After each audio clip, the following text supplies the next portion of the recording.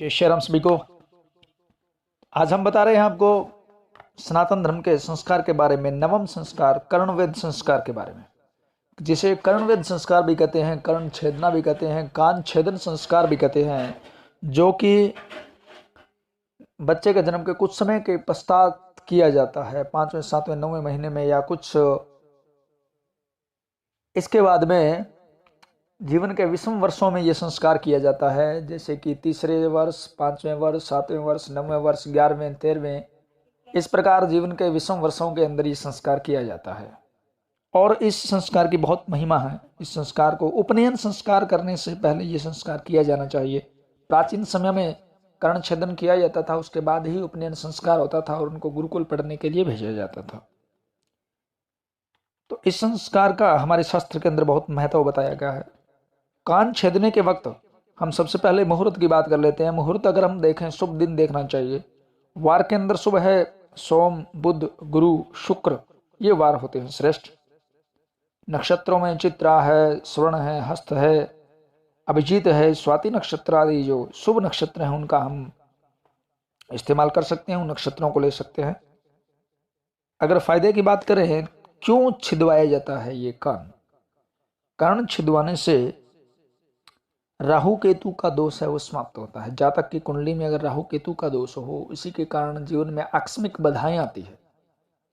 और कर्ण छेद करवाने से हमारे जो राहु केतु की दशा है वो समाप्त होती है। राहु केतु का जो बुरा प्रभाव समाप्त होता है।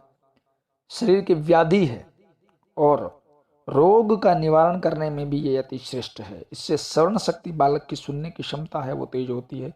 आंखों की रोशनी इससे तेज होती है। लकवा आदि जो बीमारी है उससे भी बचाव होता है। बुरी शक्तियों से बचाव होता है। हर्निया की जो बीमारी है वो भी इससे ठीक होती है। अंकोश की जो भी बीमारी है वो भी कर्ण का छेदन करवाने से ठीक होती है। जनेऊ का जिसे कान पर लगाना भी इसी का प्रतीक होता है। हरितिका नाड़ी से संबंधित है। आयुर्वेद में ऐसा बताया गया है कि हमारे काफी बीमारियों का इलाज या उनसे बचाव है वो मात्र कर्ण छेदन से हो जाता है, अगर सही तरीके से कर्ण छेदन किया गया हो। जैसे कुछ लोग 3-4 बार कान छिदवा लेते हैं, उनका कोई महत्व नहीं है, वो शास्त्र की दृष्टि से उत्तम नहीं है। कैसे करवाना चाहिए कर्ण छेदन वो हम बता रहे हैं कि कर्ण छेदन से पहले कान के अंदर देव मंत्र से फूंक लगाई जाती है। मंत्र बोला जाता है कान छेदन करते समय, भद्रन कर्णे बिहि शृणुयाम देवा भद्रन पश्चिमांचभिर्जे जित्राः शिथरैरंगैस्तुष्ट्वाम गुंस्तनुभिर्यस्येमहि देवहितं जदायुः। इस मंत्र के साथ कर्ण छेदन है वो किया जाता है।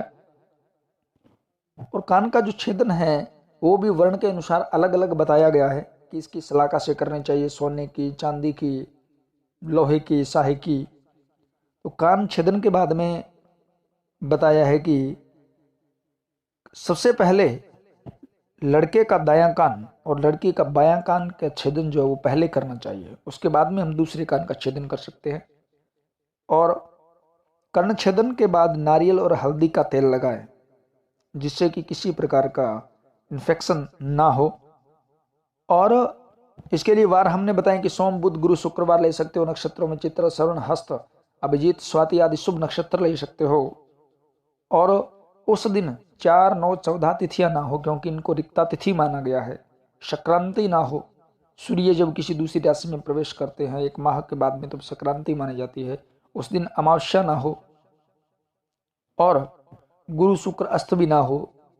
अति शुभ समय आप देखें और उसमें कर्ण छेदन बच्चे का आप करवाएं। शास्त्र में तो यहां तक कहा गया है कि बिना कर्ण छेदन संस्कार के मृतक संस्कार भी संपूर्ण नहीं होता है।